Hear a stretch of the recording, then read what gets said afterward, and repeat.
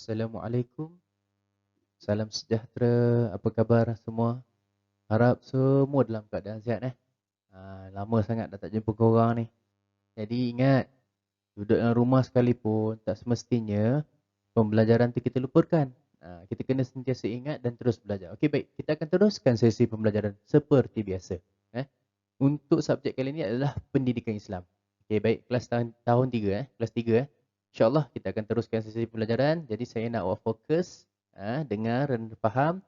Jadi minta bimbingan daripada ibu, bapa dan juga penjaga awak. Okey baik, seterusnya. Okey, untuk tajuk pada hari ini, kita akan belajar berkenaan dengan beriman. Beriman kepada kitab. Beriman kepada kitab. Ini adalah salah satu rukun. Siapa tahu rukun apa? Rukun iman. Rukun iman. Rukun iman yang pertama adalah percaya kepada Allah. Kedua adalah percaya kepada malaikat. Ketiga adalah percaya kepada kitab. Keempat adalah percaya kepada Rasul. Kelima adalah percaya kepada hari kiamat. Dan keenam adalah percaya kepada qada dan qadar. Jadi ada enam. Jadi enam ada rukun Islam, rukun iman. Rukun iman ada enam. Baik. Sekarang sesi pembelajaran kita adalah bertajuk beriman kepada kitab. Okey, yang pertama. Sekarang kita fahamkan dialog. Okey, dialog ni dia menceritakan di antara seorang budak, seorang kanak-kanak, budak lah. Dan seorang kakak bersoal jawab. Jadi, untuk dialog yang pertama, kakak, inilah kitab yang Anis gunakan di sekolah. Kemudian kakak dia jawab, betul ke? Kemudian Anis pun bertanya, kakak tahukah ini kitab apa? Kemudian kakak terjawab, inilah kitab Al-Quran. Kitab yang kita wajib beriman kepadanya. Anis berkata, boleh kakak ceritakan lagi tentang kitab ini? Boleh Anis, nanti kakak ceritakan. Okey, dialog tersebut, Anis ni dia bawa apa? Siapa dapat tahu? Siapa dapat teka? Dia bawa apa dan dia tunjuk kepada kakak tu. Kitab apa yang dia bawa? Siapa tahu? Bagus. Jawapan dia apa? Kitab Al-Quran. Kalau kat rumah awak ada nampak Al-Quran, itulah kitabnya. Kitab Al-Quran. Okey, baik. Seterusnya.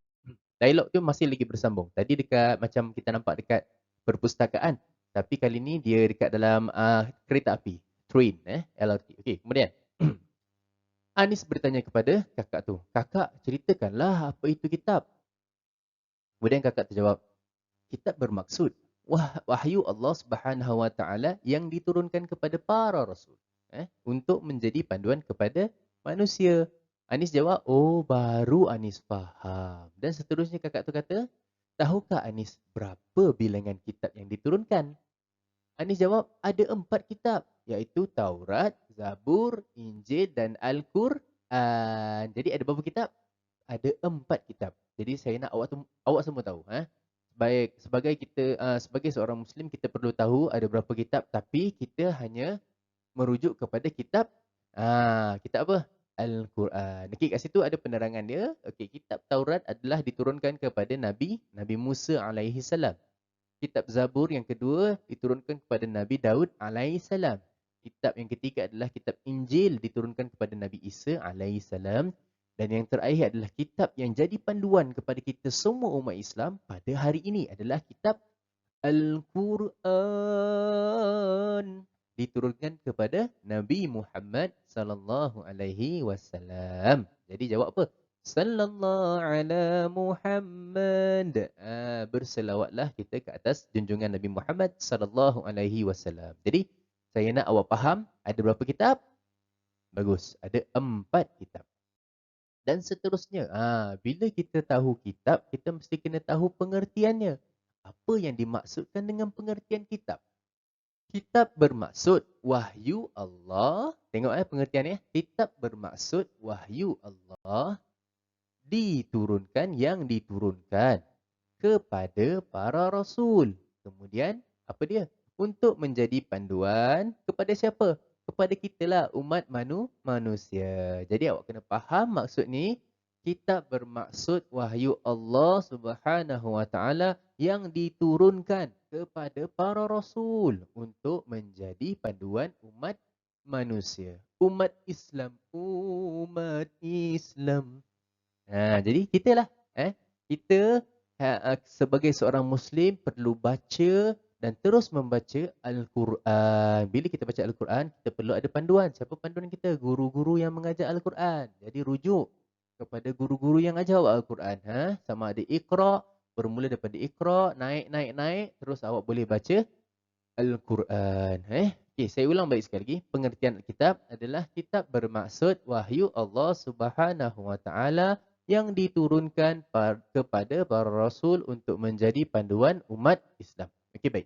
Kerjanya adalah mudah. Awak tulis semula pengertian ni di atas kertas yang kosong.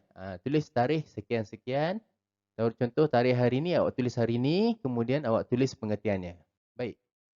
Yang seterusnya saya nak awak hafalkan nama-nama kitab. Ada 4 kitab.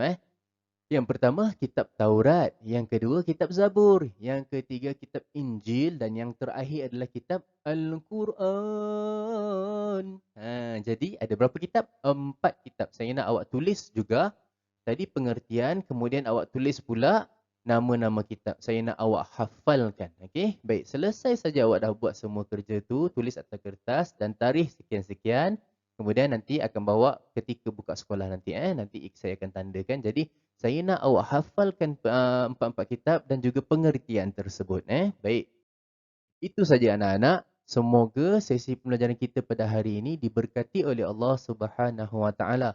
Saya nak awak teruskan perjuangan awak belajar dan belajar. Nak bekerja tak ada masalah. Tapi ilmu tu perlu ada dalam diri awak. Bila kita menjadi insan yang berilmu, kita menjadi insan yang beradab, insya-Allah semua akan pandang.